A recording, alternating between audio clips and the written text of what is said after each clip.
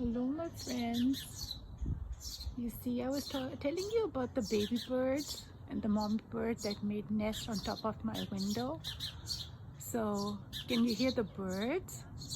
So right now, if you can see on the top that,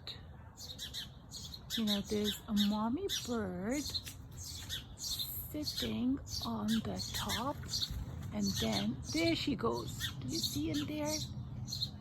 She's in there, she's feeding the babies. You see there's two babies in there. Oh, and then she flew away. She's gone to get more food. And babies are too young. They do not know how to fly yet. And they rely on their mommies just like you when you were a baby to feed you guys. So mommy has gone out to bring more food. So let's see when she comes back.